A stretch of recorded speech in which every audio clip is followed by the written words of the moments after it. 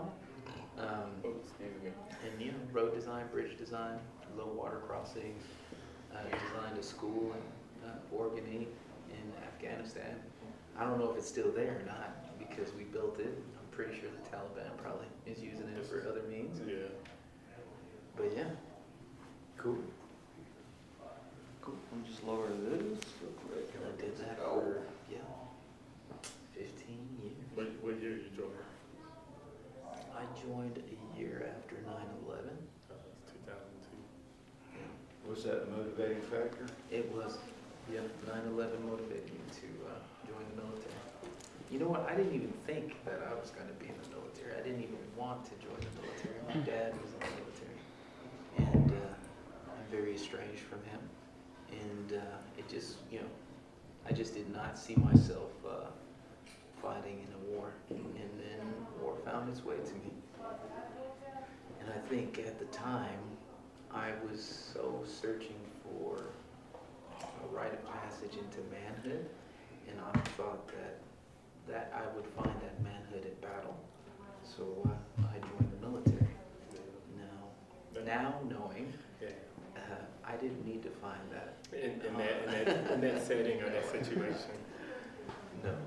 Sometimes it finds you. That's true. True that. But I was definitely trying to search for that rite of passage, which I think a lot of our boys and our young men, especially those that don't have that guidance, they're looking for that instruction. They're looking for that rite of passage, and they think that they find it through, whether it be the gang life or, other unhealthy means, because there's a missing person there in their life to give them that guidance. Like I work with a lot of the youth, and most of the time they're glorifying what's on social media, and most of the time that's not healthy for their mental space. Exactly. Right? Mm-hmm. Exactly. We'll pull that mic just a wee bit to you. Maybe that's fewer options available to them, or what they recognize as options. Yeah. I agree. All right, we ready? Yep, we're ready to go. Recording here. Recording done. Yo, this is Big Green DAO Power Plant Podcast. This is Staff Sergeant Mac. We're talking about unstoppable growth. We're at the annual, that's in Denver, Colorado.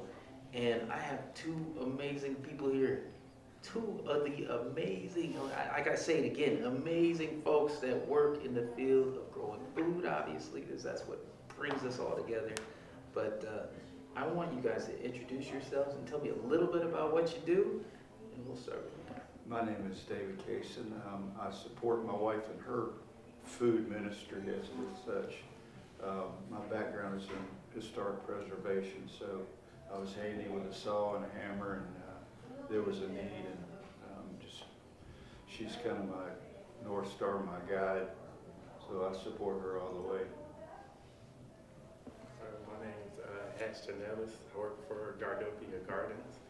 I'm the senior educator, and I have the opportunity to really have hands-on work with the youth, and show them that their food doesn't come from Walmart or McDonald's. Okay. Yeah. I'm battling with Takis right now. I work at, I volunteer at Lake Middle School, supporting my wife, and just the Takis are killing me, man. And I try to show them like the videos of like what's gonna happen to your guts on the inside, because you're continuing to eat these like the dyes, the artificial flavoring, like that's gonna mess you up. And it ain't getting through to them. Not at all. I really want to take them down to like the county morgue, and we can really look into some stuff. Exactly. That's scared straight in my world. That reminds me, I showed my kids how gummy bears are made, and it's like basically the leftover parts of an animal carcass, and it's like boiled down. Turning it into gelatin. Yeah. Did that ruin it for them, or are they still friends? Yeah, I think so. That's cold. That is cold-blooded. My wife loves gummies. Yeah. And she likes sour worms and sour gummies and stuff like that. I do too. Yeah. I ain't trying to kill that for my wife. Yeah. I feel like, like they need to know. Just be aware of what you eat. Definitely then. My wife's too late. she's done. Her time is done. Yeah. Like, it's definitely the youth. They need to know about the food that they consume. Yes. Man, so let's get into kind of like your organizations, both your organizations. Like, what is y'all's plan for the future? What does the next year look like for you? Especially, you know, you're supporting your wife as she's driving. She has her mission and vision, Yes. and you're supporting that mission and vision. What could you tell me about that about your wife? Well, her mission is to try and teach people how to eat and to grow their own food and enjoy it, and it become a part of their life, and to get away, break the cycle of the lousy eating at McDonald's and Mickey D and the food desert that her constituency primarily lives in. She serves as a garden position at the YMCA in Savannah, Georgia, which is in the heart of the most impoverished area. The poorest people in Savannah and Chatham County and the state of Georgia and in the United States are all the people that come to the Y there. It's like a beacon in the desert. The kids grow up where the music that they hear is gunfire, and many of them are from single families. Not that they're not loved, but that there's only so much love to go around when a mom has to work 3 jobs to make ends meet. And everywhere they go, they have to walk or catch the bus, something like that. And the nearest grocery store to the Y is about 2 miles away, which is walking distance, and Savannah's get to be pretty brutal in the summertime, especially if you got a couple of kids in tow. And you don't want to leave them alone. So but there's a Burger King and a Popeyes and a Wendy's within walking distance of all the projects. Making it all convenient. Yeah, you're fighting not a losing battle, but an uphill climb, at least from the very start. The kids have no real dirt to play in, no playgrounds unless they go over to the Y. They live in government housing primarily, which is a good thing that they're able to be provided for, that they have a roof over their head, but it's not a real nourishing atmosphere. The Y, at the Y, how much land do you guys steward there? It's a pretty big area, and it's right in the heart of downtown Savannah where all the motels, hotels, and the civic center and everything is. Okay. So there's pressure for the land. Unfortunately, they have the title to it and always will in perpetuity, but you can't ever believe that that's always going to be the case. But the amount of land is plenty enough to grow gardens in it. Sandy doesn't really try to grow enough food to feed the world or the world around her. It's more to teach Education. that what little bit you can do. As you know, if you grow food, you can feed the world just one bite at a time. Yes. So that's introducing food, dirt, worms, bugs, plants, seeds, the annual rotation and the seasons and when to plant and when to harvest, when to reap, when to sow. You can pretty much grow, and I'm ignorant to the fact, but in Georgia, can you pretty much like grow all year round? Because I can't do that here in Colorado. The hardest thing is like in August and September when it's so incredibly hot. Okay. And the bug pressure is so bad. So August and September? Okay. Oh yeah. Okay, that makes sense. So that's like your downtime basically for growing food is around that time frame. Right, and you try and get in as early as you can after the last cold snap, which is anywhere from around March 17th, around St. Patrick's Day. Okay, St. Patrick's. We have here in Denver regionally, like it's Mother's Day. Like that week around Mother's Day, that's like the earliest you can get because anything else, it'll freeze. And then of course like October, this is our harvest time. Like I'm putting beds down, over at the school and stuff, especially that it's been so hot. I've lost a couple of crops because of the heat itself, but this is the time that we bed things down for the winter, and we move our focus more towards indoor growing, whether it be from soil or hydroponics. Do you guys do that over at the Y?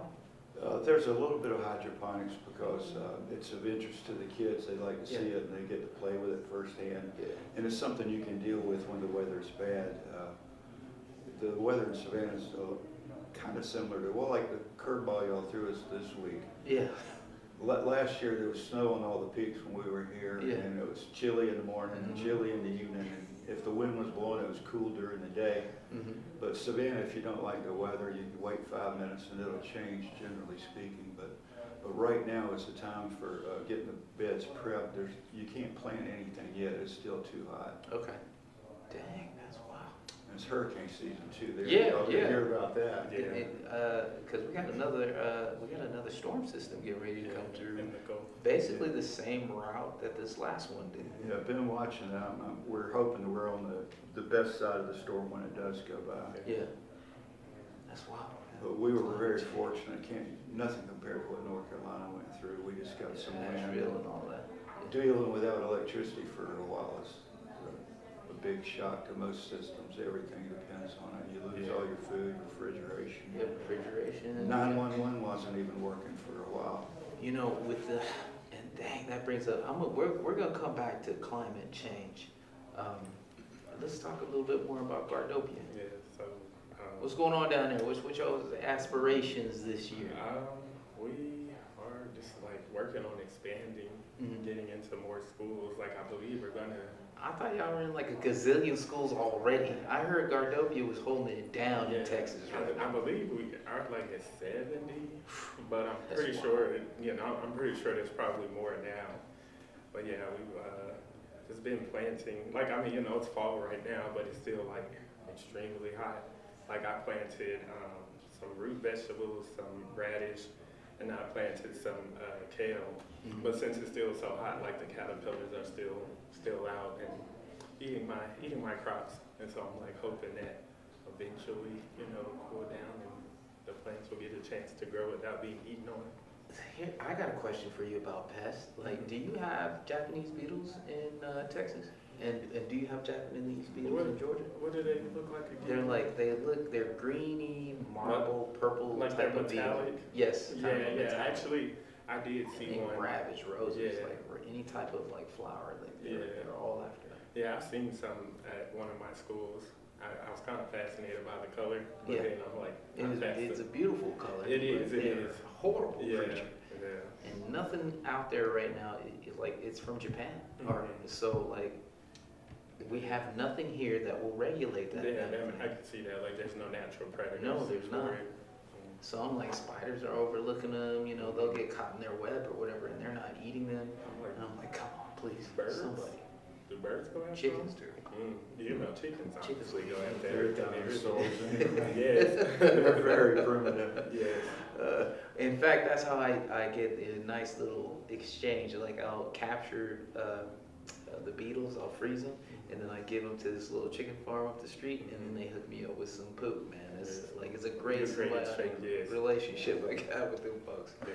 But you're just talking about chickens at one of my schools last year called Essence Prep. We had 3 chickens there, and that was a real opportunity to develop or foster a relationship between the kids and animals. Yes.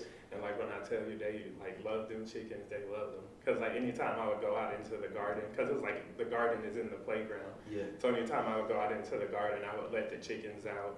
The kids would come over and be like, "Can we hold them?" I'm all like, "Yes." I try to tell them don't crowd them. Yeah. Give them their space. Speak down. They're dinosaurs. Exactly. Yeah, but I mean, the chickens were really nice. Like they almost felt like dogs. Okay. They would follow me around after I give them their food and their water. Then they'll just go scratch around. Did you have a rooster and a couple of hens, or did you have just hens? Just hens. Yeah. Okay. No, I don't mess with roosters. That would have kept the kids in check. Yeah, but I mean, I ain't got time for kids getting messed up by a rooster. Probably would have traumatized them, and then they wouldn't want to mess with the chickens. Well, that's why you gotta get them early. If you raise that rooster with the kids early, yeah, it'll be you get used to it. That is true. Yeah, it'll know its boundaries. I mean, I don't have my fingers crossed on that one. I know roosters are ruthless sometimes. Yeah. Especially the neighborhood rooster. Yeah. We've got one with spurs that are about 4.5 inches long. Oh, that's and every now and then we tangle, and it's never fun.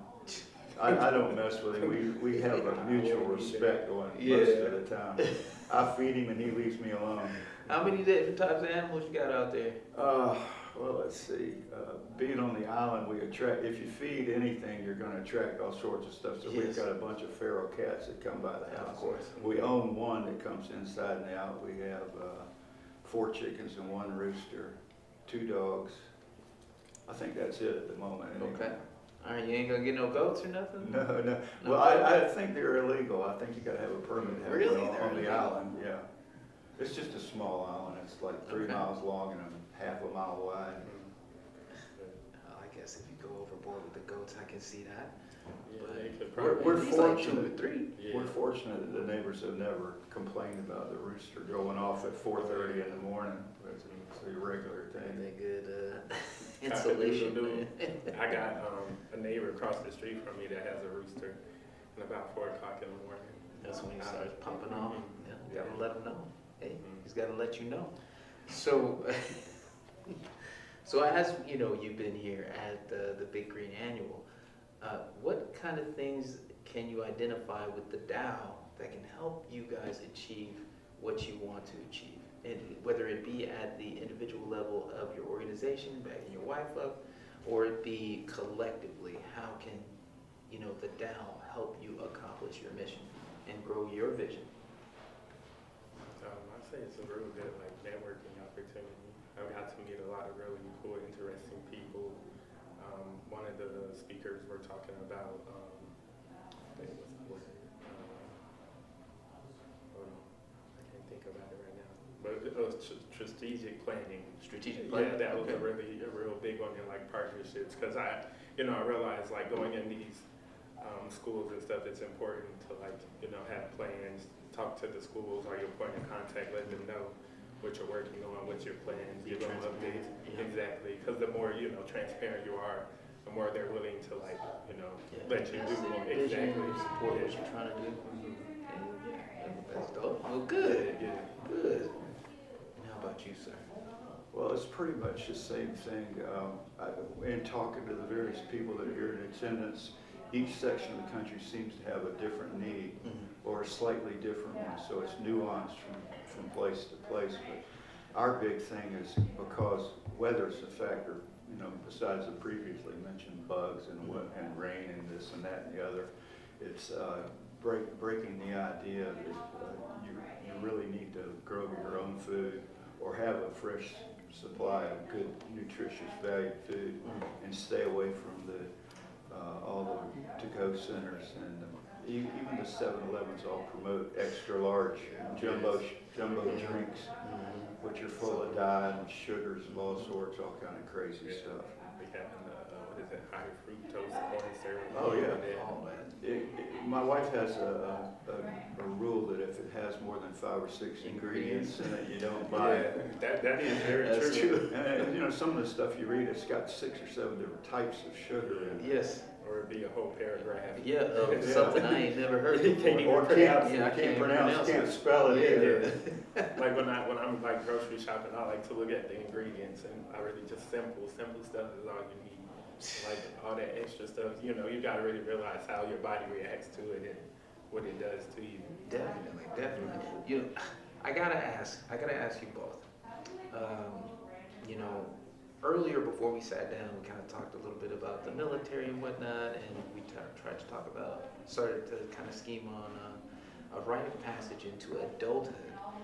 And we all, as educators, especially when it comes to farming and growing food, we deal with a lot of young people. You named off like a gazillion issues that our young people are facing, let alone not having that rite of passage into adulthood. I want to ask you both, what does that look like for you? And how do you try to implement that into the work that you do? That rite of passage into adulthood especially in particular for our young boys. Well, one of the programs that the Y has, which my wife's not really involved in, as it's not in our garden, but they have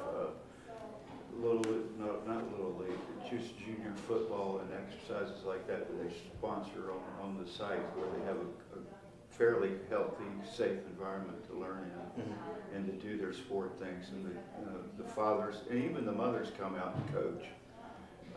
And that's one of the things that keeps the kids together, gives them a sense of purpose, and gives them something to do between after school and when it's time to go home, when the parents are getting off work and can come by and pick them up. So that's just one of the programs they do. And they do basketball. The Y has a gym. They have a pool that's being repurposed now, not repurposed, but refurbished. Refurbished, Yeah. revitalized. It had been in disrepair for a while, so a lot of the water sports, learning how to swim is a basic thing that everybody needs. And the kids in that section of the town, they have no way of learning how to swim if there's not a pool close by. Yeah. And the overwhelming majority of victims of drowning are black. Yeah. Yeah. And it's simply not that they can't swim or don't float, it's that they don't have a clue how. Yeah. Because they've never had the opportunity. So a lot of problems are a lack of opportunity, it's not a lack of will. Okay. Some real stuff. But I like to give the kids a sense of responsibility. So most of the time they're like, can I help do this or can I help pass out? I'll be like, go ahead. 2 weeks ago, we were spreading mulch in our garden, and so one of the kids asked if they could help pass out plugs. And yes, I like it when they take that sense of responsibility or leadership. Yeah. That's a good thing to instill into the kids. Good stuff. Good stuff. Yeah. I think about in particular this little dude. His name's Anthony, but he ain't a little dude anymore. He's getting ready to be 18. But he pretty much put me on this path of the nonprofit stuff that I do, the work that I do. When I met him, he was a third grader. And his his afro was bigger than he was when I met him. And man, he had the mouth of a filthy little sailor, okay? He sounded like a 38-year-old man, okay, in the way that he spoke. And when I met him, I was responding to a call for black men to come into this particular school that was suspending black students overly. And when I met Anthony, I did my little speech like, hey, if you make from A to Z, you're gonna be great. And then Anthony used my words against me. When I was talking to him, he was like, yo, Staff Sergeant Mack, you can tell me I can make it from A to Z, but you ain't gonna be here to show me how to do it tomorrow. And I was like, wow. I was like, what's happening with this little life to have him say something so deep? And it hit me so hard, it would have took me off my feet if it was physical, and that moment is when I had my epiphany. And I was like, you know what, Anthony, you're right, dude. I'll see you Friday. And then Friday turned into every other day. And then every other day turned into every day, that any time that I could find a space in my schedule that I would spend with these students at the school, I would find that. And that's where I found the garden. I was transitioning out of the military into civilian life, and Anthony gave me a purpose worthy of my attention.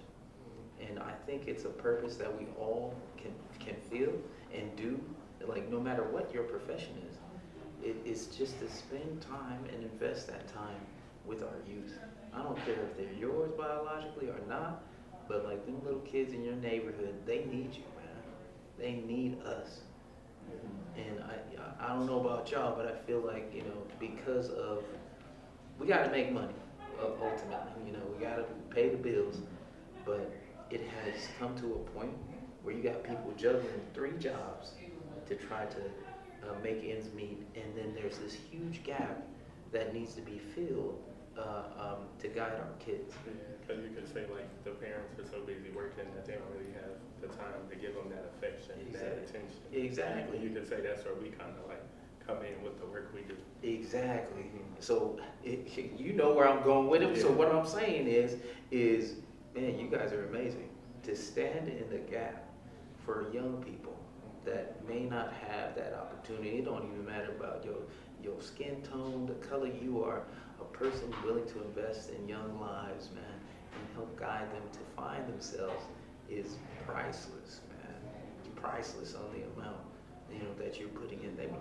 Every time you go into a garden or you're down at the Y with your wife and you're putting time into these little kiddos that are out there, man, or you with Gardopia doing your thing, making sure kids don't get beat up by them chicken dinosaurs. I mean, like, that is extremely powerful.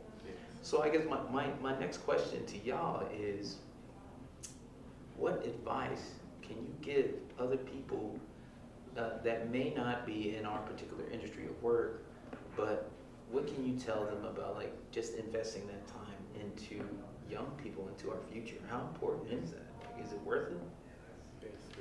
Like I would say, like, the most fulfilling part is like when I get to see the kids harvest something that they grew and the kids to eat it, and it's like, you know, they're like, oh my God, this tastes so good. I'm all like, yes, homegrown or school grown. Ain't store bought. Exactly. Yes. And sit on the rack for like 8 weeks. Okay, and you know, that's like a lesson that we have. We like teach the kids about, you know, the food that gets picked from a farm, and it could take like 6 months to a year before you're eating it, and you know, loses a lot of flavor and nutritional value.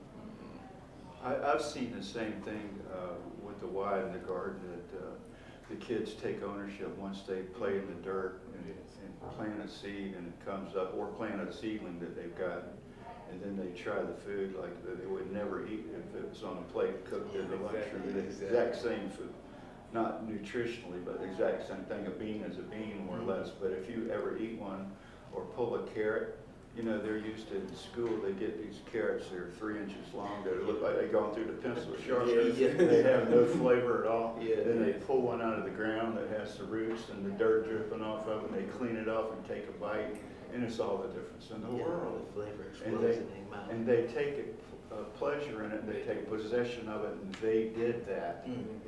A sense of accomplishment, which is what all kids need. They need be recognized that they matter, and that people care about them, but they actually have value, and they feel confident in their ability to do what they've never done before. Yes, I agree. Definitely. And you know, kind of getting back to the men and women who spend time in the youth athletic programs, they learn teamwork, they learn discipline, they learn respect, they learn pride. All the things that they may not have time to get it with the mothers working 3 jobs, you know. They're lucky if they get a chance to say goodnight and, you know, talk for a few minutes before it's time to go to bed or take a bath or whatever's on the agenda, whatever's possible. Agreed. You know, as we're on this topic of education, youth, and just trying to improve our communities, here we have this vehicle, right? This big green DAO. And something that I want to express, and hopefully most folks understand in being in this gathering, is just how important, like, your stories are, right? And not only that, but how can we collaborate together to help amplify what you're doing? So, like, right now, I think one of the great, you know, things that we've been talking about this whole day when it comes to the podcasting is the power of storytelling and having platforms so people can hear about the heroes and sheroes. It's so easy to be overwhelmed with negativity, especially when it comes to media, whether it be social media, the news, you know, movies or whatever, you know, like, it's so easy to get swept away into negativity. And such a rarity to hear all the great work that folks are doing out here. So, like, this particular thing with the Big Green DAO and sharing, like, your vision of like what that looks like.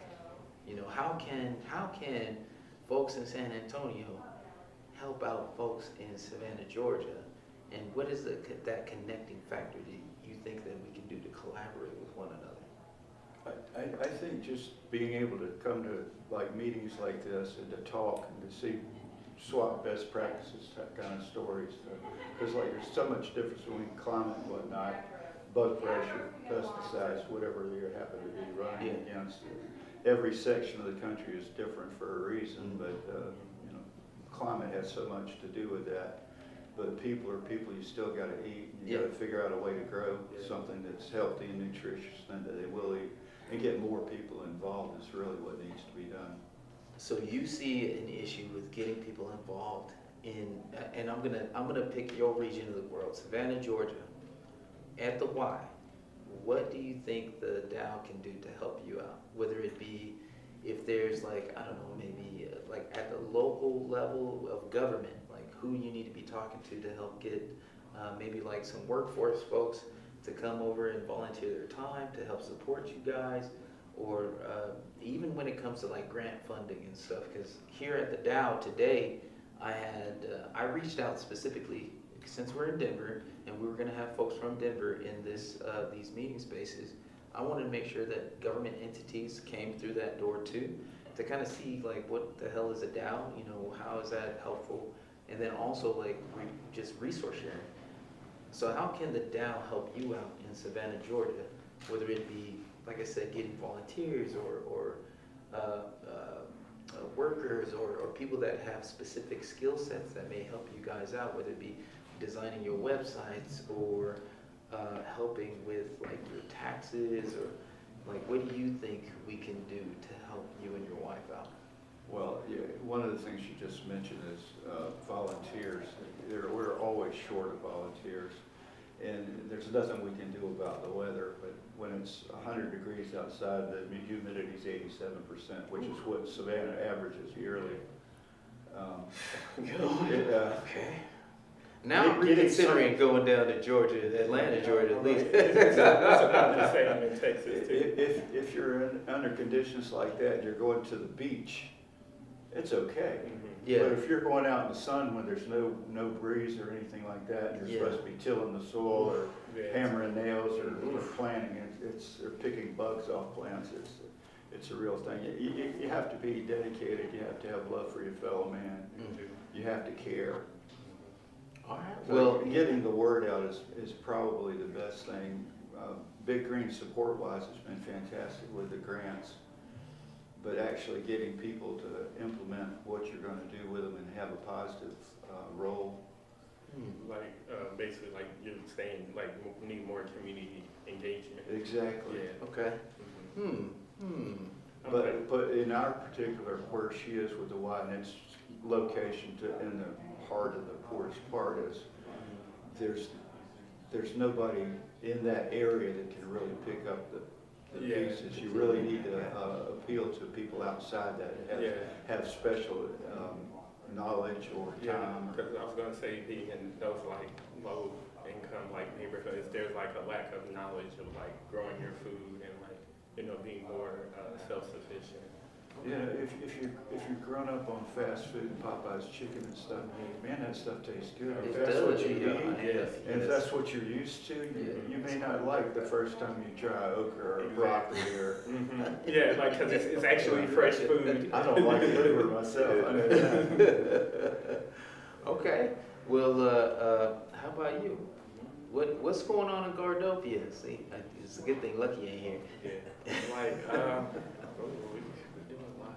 I mean, like at one of my schools, I'm currently well, I guess I'm leading it, but we're currently expanding our garden. Because like for me, my style of gardening is more like real natural. I like circles and soft edges. I don't like sharp corners. No, you don't like them bros. Yeah. So like the main garden we have, it's been established before I like came there, and it's very like hard. It's just what the new expansion we're doing, because I want like in ground, like that's my dream. Yeah. And then it's coming into fruition. But we have 3 farmer style planter rows.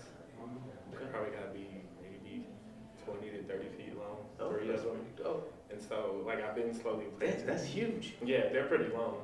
Like they're so long. I'm thinking about. And that produce feeds the school, right? And the community. Yeah. So one thing about this school is it's actually a daycare, like a youth development center. So the oldest I'm teaching is 5 years old, all the way down to 1.5. Okay. So any food that we harvest, like, because my goal is really to like, you know, feed those families. I really want them to start having more access to fresh produce. So in the past, what we do is we'll harvest the stuff with the kids, and either the teachers will take it in the classroom, and that'll be the kids' snack for the day, or whatever's left over, we'll go put it in the front office, and we'll make sure like that the front office ladies tell the parents so they take this food home. Freshly Exactly. plucked. Yeah. That's dope. Yeah, that's. And then too, like I really want to do fruit trees. So like there's Texas native fruit trees, there's a Texas persimmon, Mexican plum. And then there's like the Eastern persimmon, and you know, I'll get that in. Because, you know, I'm like, vegetables is cool and stuff. I'm like, kids ain't gonna be, you know, ready to scarf down a whole bunch of vegetables. Yeah. But like, fruit. Mixing it up on. Yeah, exactly. Like I planted blackberries, and oh child, when I tell you the best blackberries I've ever had, oh my God, so Came good. off that bush, huh? Yes, yes. Like I planted it 2 years ago. First year, you know, it just said. Yeah. Second year gave us a little bit of blackberries, and I kind of ate them all. That's how good they were. But this past spring, like It was overflowed. yes, yes, and it was really like fun. It was a great experience, like having the kids out there eating the garden, eating the blackberries in the garden. Like you could see the joy, like the happiness. And so, you know, I want The to. berry bushes are resilient. Yeah, and then also too, I made sure I got thornless variety. Okay. you Yeah, know, because mine are thorn. Yeah, we ain't trying to have the babies get all cut up. I ain't got time I got for that. teenagers. They need to get. Oh yeah, scattered. well yeah. I mean, at that age, they know better. But you know, the little ones. Yeah, the just- little ones yeah. will just grab the whole vine. Yeah, but with that expansion, I want to plant fruit trees, and like my goal is to like just have a lot more produce available. Like last year, I had planted onions from little transplants. That was about the size of my pinky. Mhm. And then I planted them like December, and then in the spring, we had a ton of onions. Nice. We had purple and white onions, and it was lovely. Nice. Like harvesting, like the teachers, everybody couldn't get enough of them. That's what I'm talking And about. so with these new rows that I did, I'm like, I gotta do a lot more onions because it was very popular. Okay. All right. What's the main crop that, even though it's a school setting, do you guys have like a main crop that you guys work with? There's some peas that we grow that are very resilient. Weather doesn't bother them too much. Even bugs and critters don't seem to bother them too much. So that's one thing that grows very well. The beds that Big Green provided with us, that just took off amazing. The soil was incredible, and of course the sprinkler system was just amazing. Yeah. It's a time saver, which Yes, time it is is. money in the garden. Yes, it is. Got them drip lines in there. The kids grew their own broccoli and they ate it right out there. We don't use any pesticides, so you can, you know, kids they'll grab it and stick it in their mouth and worry about things later. So we're pretty good with that. The radishes take about a month to grow, and there's the jury's out on whether kids like radishes or not. That's that quick I'm kind turnover. of the same way too. A lot of the greens grow very well. We had collards growing out of season, which, you know, we were coming up on collard season where they need to be planting them in turnips and cold weather crops, but we haven't gotten to that point yet. It's still hot as fire outside.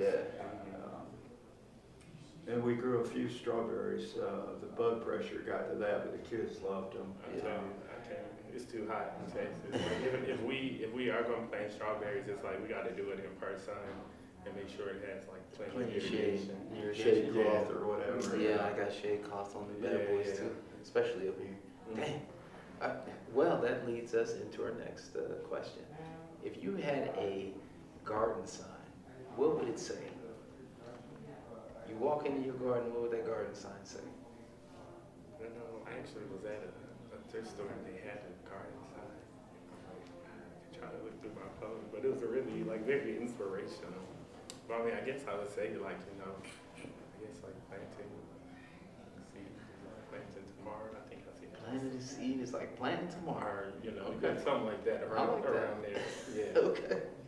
We one of the first gardens that we put in was actually at one of the public schools called Schumann, and it was for the children. It was to educate once again and get them into eating good products. So we had a sign up over an arch before you walk in that says "Children's," so Schumann Children's Garden, welcome, and that was just a nurturing sort of letting you know you're welcome. There's no, as long as you're respectful, there's no wrong way of doing anything. And, you know, nature will tell you if you're doing it wrong. Oh, yeah. Anyhow, if you're quick to tell you. Real quick. Yeah. It ain't gonna grow. Well, how can folks get in contact with you? If I'm in Georgia or if I'm down in Texas, like how can I get a hold of you guys? We're on social media at Gardopia Gardens, Instagram and Facebook. And Okay. then we have a link tree in our Instagram, and that will take you to our website. And we have our email number.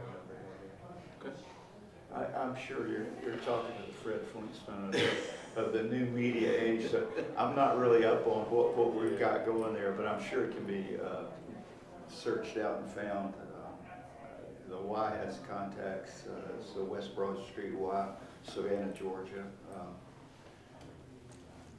And I know we're on the internet and everything, so I can't really, I'm That's all sorry, good. I apologize. I That's could have fine. had that for No, you. it's all good. Like, the address is 619 North New Braunfels Avenue, San Antonio, Texas, on the east side. Okay.